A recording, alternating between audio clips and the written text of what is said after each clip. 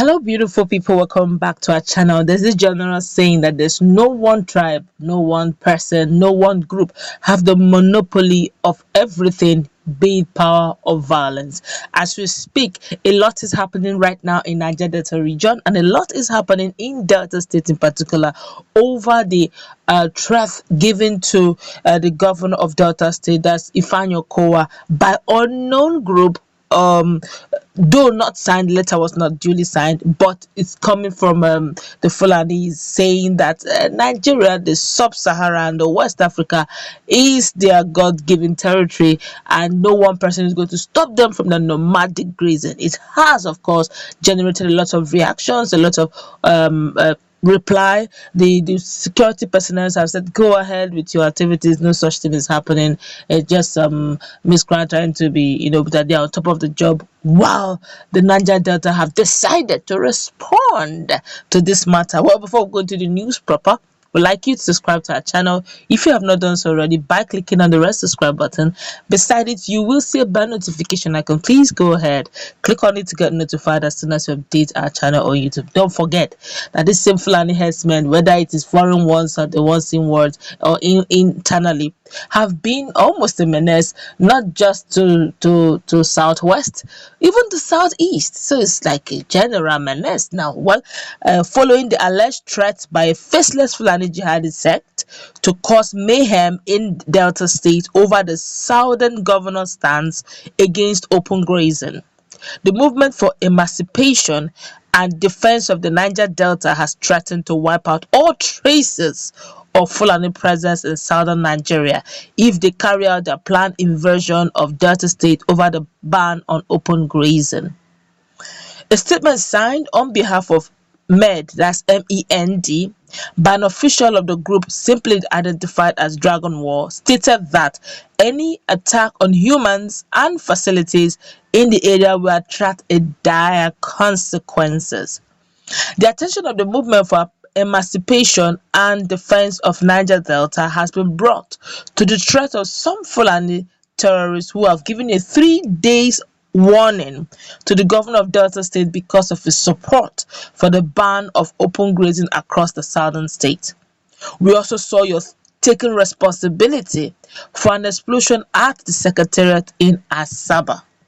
We are warning that if your threat is made to come to fulfillment, no Fulani will ever exist across the Niger Delta, and all oil facilities linked to a Fulani man will be brought down. If one soul is lost, 10 Fulani souls will pay for it. If one soul is lost, 10 Fulani souls will pay for it. If one facility is destroyed, 10 Fulani facilities will be destroyed. We will respond proportionately 10 times. Whatever you give, the corresponding response will not be limited to the Delta State. It will be with your politicians or with your rulers. We will launch 3 rocket launchers and ballistic missiles at any facility of our choice, as a warning in 7 days if you make bold your threat. We don't make cheap our threats. We have shut down the country, and we can at any time shut you down. We are the Niger Delta. We stand for the interest of Niger Delta, and we will not allow any coward threaten us. We fight without running. Be warned, this statement added. You see, when they say nobody has monopoly of anything, it's not as if when we sue for peace, it's not like other people don't have knots in their head. They do actually, but for peace sake, that's what we ask for. Let there be peace in the land. The truth of the matter is, these guys, Niger Delta guys, some persons will say they are used to collecting money when their lives is at stake, when there's threat to their home, the threat to their common natural resources. Then you may just be surprised there will be a need for it. We have been seeing series several times. We get to see is not even the Fulanis. They don't do videos. They just commit their mayhem. It is those victims or the families or the relatives of the victims that come and show the world what the Fulanis have done. And over time, it has always been a case of and there have been an authority. There was a a statement given that because of the level of insecurity, shoot aside anyone carrying any AK-47. It looks as if the thing is double standard, and the effrontery they had in making such statement. This is the same warning Governor Otom Samuel Otom has been. He practically shouts it every day. He shouts it every other day.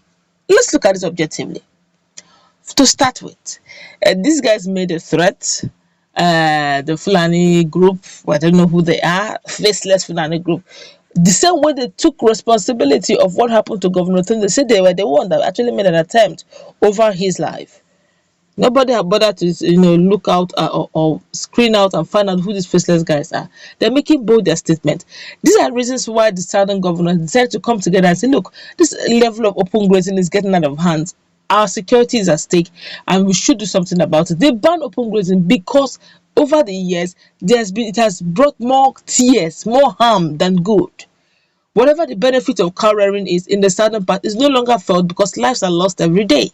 So, okay, for the benefit of all, for the good of all, and ancestral land of many, let everybody. We don't want open grazing again. If you want to do your ranching, go to the north, and it became an issue. Okay, of course, the president have come on out that there's not this. They are going to reenact the open grazing. They're going to reenact the old grazing route.